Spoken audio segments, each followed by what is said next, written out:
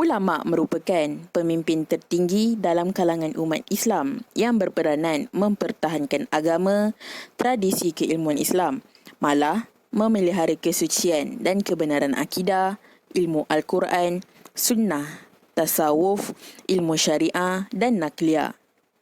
Martabat yang mulia dan kedudukan yang tinggi ini dikurniakan oleh Allah kepada para ulama dan tidak wajar dipertikaikan selama para ulama itu dapat memelihara kemuliaan diri dan melaksanakan tanggungjawab sebagai pemimpin tertinggi umat Islam. Memandangkan sumbangan ulama dalam perjuangan kemerdekaan dipelopori oleh individu dalam bidang agama, maka wajarlah kita menyingkap kembali peranan ulama yang sering dipinggirkan dan disepikan daripada pengesahan perjuangan kemerdekaan. Terlalu besar pengorbanan para ulama untuk menggalas jihad perjuangan menuntut kemerdekaan, sehingga ada yang syahid, dibuang jauh dari tanah air, bahkan terpenjara jasad di balik tirai besi. Sejarah merakamkan pada awal abad ke-20, munculnya fenomena arus kesedaran Islam di tanah Melayu bagi memperjuangkan kelangsungan Islam dan bangsa Melayu Muslim. Kebangkitan kesedaran ulama tanah Melayu meledak daripada letusan semangat ulama Muslim di seluruh dunia. Islam telah menjadi pemangkin dan simbol penyatuan kesedaran rakyat untuk menentang penjajah. Nama penuh beliau ialah Syed Abdul Rahman bin Syed Muhammad Al-Idrus. Beliau telah diberi gelaran iaitu Engku Syed Paloh, Engku Cik, Tuan Cik dan banyak lagi. Tetapi beliau lebih dikenali dengan gelaran Tok Kupalo. Beliau lahir pada tahun 1235 Hijrah dan wafat pada 1 Zulhijjah tahun 1335 Hijrah. Sepanjang hayat beliau telah menjawat jawatan sebagai ulama terkenal di Terengganu, iaitu sebagai Syekh Islam Terengganu, ahli mesyuarat kerajaan dan penasihat Sultan pada zaman Sultan Zainal Abidin III. Beliau berketurunan Rasulullah SAW pada generasi 32 dan beliau merupakan anak kepada ulama terkenal di Terengganu. Beliau merupakan anak kedua daripada 11 adik-beradik dan beliau merupakan anak kedua pada ibu yang pertama.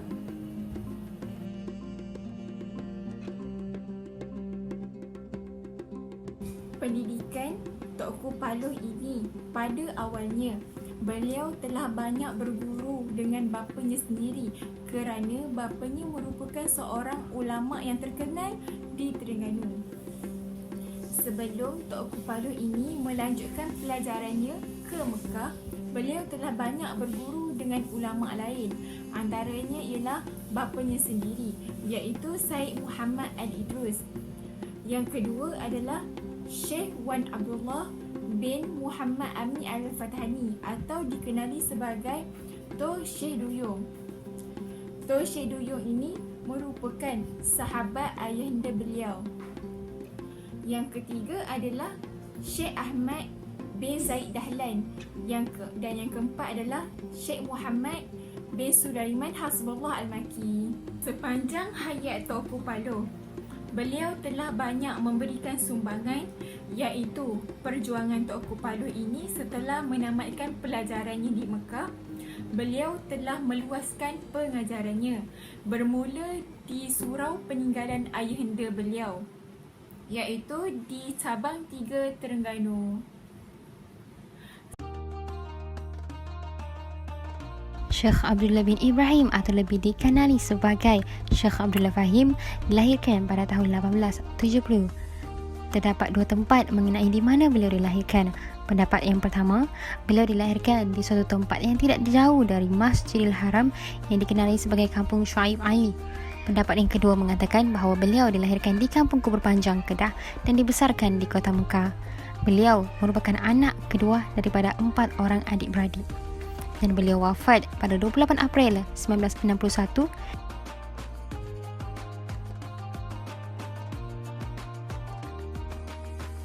Bagi pendidikan pula, Syekh Abdullah Fahim dikatakan pernah berguru dengan lebih daripada 42 orang yang bermazhab Syafi'i di Mekah dan Madinah. Selain itu, beliau mendapat kelulusan dalam lebih daripada 15 bidang ilmu Islam. Selain menguasai ilmu agama, beliau juga menguasai ilmu lain seperti sastra Arab, mantik, ilmu hisab dan falak. Namun, beliau lebih dikenal dalam bidang ilmu falak. Sewaktu menetap di Mekah, beliau mempelajari ilmu politik Islam dan antarabangsa. Ini menunjukkan bahawa beliau merupakan seorang ulama yang cinta akan ilmu pengetahuan yang seimbang dari aspek duniawi dan ukhrawi. Antara sumbangan Syekh Abdullah Fahim adalah beliau pernah menjadi guru di Masjidil Haram sewaktu beliau menetap di sana, menjadi guru madrasah di Kedah, Perak dan Pulau Pinang dan menjadi guru kepada Sultan Kedah. Selain itu, beliau mendubuhkan Madrasah Al-Ma'arif Al-Wataniyah serta menjadi mufti Pulau Pinang selama 5 tahun. Selain itu juga beliau memperbaharui takwim solat, memberi nasihat dan menjadi rujukan para pemimpin. Seterusnya, beliau menubuhkan Persatuan Melayu Seberang Perai bagi menentang penubuhan Melayu. Dan sumbangan terbesar beliau terhadap negara adalah beliau mencadangkan tarikh kemerdekaan. Ini berdasarkan keilmuannya dalam ilmu falak. Tengku Mahmud Zudi Al-Fatani. Tengku Mahmud Zudi Al-Fatani atau nama sebenar beliau Tengku Mahmud Zudi Al-Fatani bin Tuanku Nur bin Raja Belat Ibnu Raja Datu Al-Fatani Al-Jawi. Beliau dilahirkan pada 1293 Hijrah bersamaan 1876 Masihi di Ban Sip Dip, Bangkok. Beliau meninggal dunia pada 6 Rabiul Awal 1376 Hijrah bersamaan 10 Oktober 1956 di Makkah. Ayahnya adalah seorang raja di Jambu Patani yang telah ditangkap oleh Siam dan ditempatkan di istana tersendiri di Ban Sip Dip, Bangkok. Ibunya pula bernama Kalsum binti Haji Sa'ad yang berasal daripada India. Seterusnya adalah latar belakang pendidikan Tengku Mahmud Zudi Al-Fatani. Dalam usianya 8 hingga 9 tahun, Tengku Mahmud Zudi Al-Fatani telah dihantar ke Makkah Al-Mukarramah untuk menimba ilmu pengetahuan. Di Makkah, beliau telah diserahkan kepada Syekh Ahmad Al-Fatani. Syekh Ahmad Al-Fatani sendiri yang mendidik beliau dan mendaftarkan beliau di Maktab Syawatiyah, yaitu institusi pendidikan yang diasaskan oleh orang India. Oleh hal yang demikian, Tengku Mahmud Zudi memperolehi 2 sistem pendidikan, yaitu sistem tradisional pondok dan sistem persekolahan. Beliau telah diberikan kebenaran untuk mengajar di Masjidil Haram Makkah. Selain itu, beliau juga pernah belajar dengan Mukhtar At-Tarikh Bogor. Tengku Mahmud Zudi ini adalah murid yang paling cemerlang di sekolah itu. Oleh sebab itu, beliau telah diminta mengajar di sekolah itu pada tahun 1895 Masihi. Pada tahun 1900 Masihi pula, Syekh Ahmad Al-Fatani telah mendesak beliau supaya melanjutkan pelajaran ke Mesir bersama-sama dengan Syekh Muhammad Nur Al-Fatani, Syekh Tahir Jalaluddin Minangkabawi, dan lain-lain lagi. Di Mesir, beliau hanya memperdalam pelbagai ilmu yang telah beliau pelajari di Makkah, terutama ilmu falakiyah dan ilmu falak. Seterusnya adalah sumbangan Tengku Mahmud Zudi Al-Fatani dalam bidang penulisan. Antara karya yang beliau hasilkan adalah karya pegangan yang terutama pada sedikit daripada pangkal agama. Kandungannya ini membicarakan tentang akidah. Yang kedua adalah Al-Faridatus Tsaniyah wal Khutbatul Bahiyah, yang kandungannya mengenai khutbah Jumaat. Yang ketiga, karya 2 khutbah bagi 2 hari raya Fitrah dan Adha. Beliau pernah menjawab jawatan sebagai penasihat agama Selangor dan kemudian beliau telah dilantik menjadi Syekhul Islam Setia di Raja Selangor. Beliau juga pernah berkhidmat di Pejabat Agama Islam Kelang dan pernah mengajar di masjid-masjid dan juga pondok. Antara sumbangan melalui penulisan ini adalah dengan menyingkap ketokohan ulama dalam memberi motivasi kepada golongan belia dalam mencintai serta bersemangat berjuang demi agama bangsa dan negara.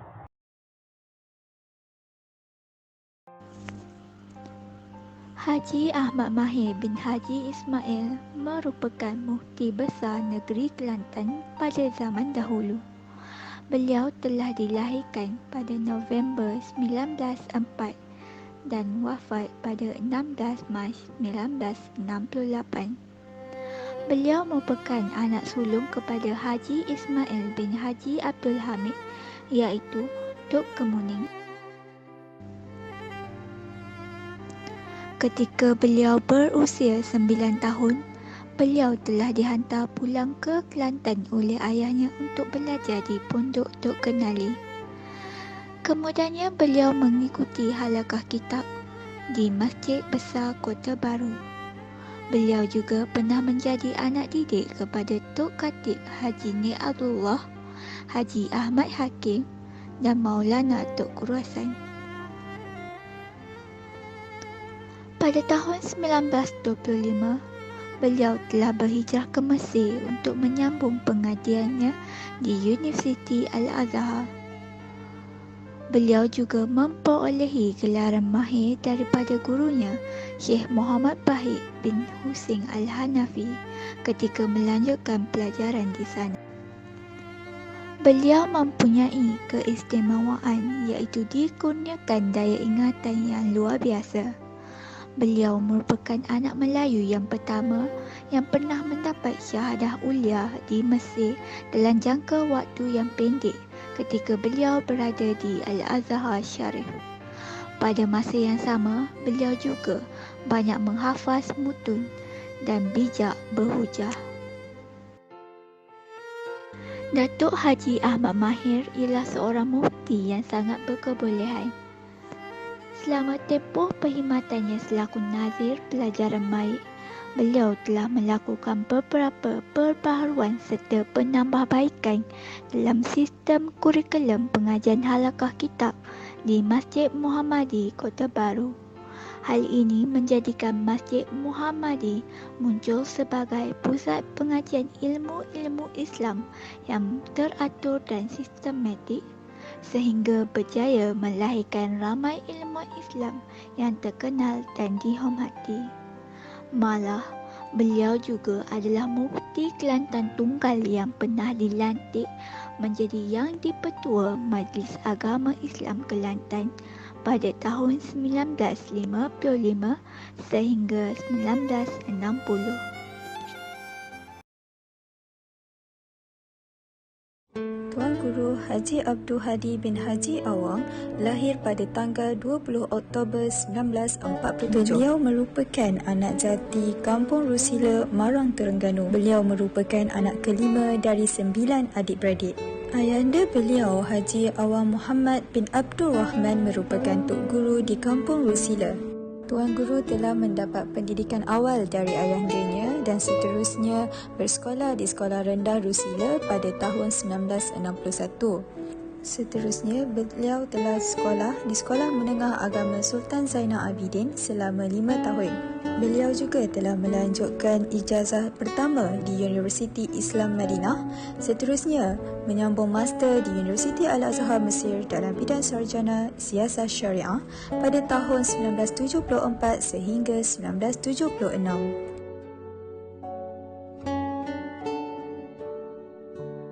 Tuan Guru sangat aktif memberi khidmat dan menyumbangkan suara kepada perkembangan Islam di seluruh dunia. Beliau juga telah memberi sumbangan dengan menubuhkan Masjid Rusila. Seterusnya menubuhkan Ma'had Darul Quran, Sekolah Rendah Bersepadu dan sekarang ini Kolej Islam Sains Terengganu. Kemuncaknya pada tahun 2014, Tuan Guru dilantik sebagai Naib Pengerusi Kesatuan Ulama Islam Sedunia dalam satu persidangan di Turki. Inilah yang merupakan satu penghormatan terbesar bagi kelompok agamawan dunia.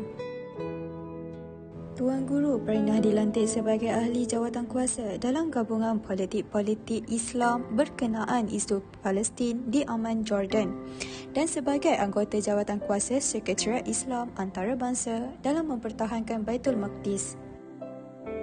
Kepribadian beliau yang luhur tidak pernah putus mendengar denyut nadi rakyat dan berusaha memenuhi aspirasi mereka. Bukan itu sahaja, Tuan Guru tidak pernah lekang mengingatkan rakan-rakan perwakilannya agar berusaha menjaga hukum Allah dan mengelakkan pentadbiran sesebuah kerajaan dari terjebak dengan perkara yang mungkar. Itu sahaja setakat ini yang dapat saya kongsikan.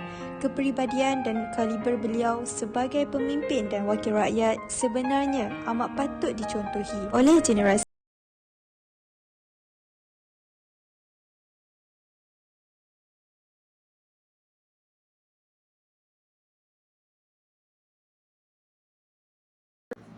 Baik, kesimpulannya, dapat kita ketahui bahawa tokoh-tokoh ilmuwan dan para ulama ini merupakan pewaris bagi para rasul dan juga nabi. Mereka ini memberi sumbangan yang sangat besar kepada pembangunan tamadun dan peradaban insan sepanjang hayat. Jatuh bangun sesebuah masyarakat tertaluk kepada kewujudan serta sumbangan nilai bakti mereka. Peranan dan sumbangan para ulama sebagai pendidik atau tempat rujukan bagi setiap aspek memberi manfaat kepada semua pihak sehingga berjaya membentuk sahsiah Muslim yang taat dan patuh kepada ajaran agama Islam. Hal ini sekaligus mampu meningkatkan kesedaran serta kefahaman agama dalam kalangan generasi akan datang.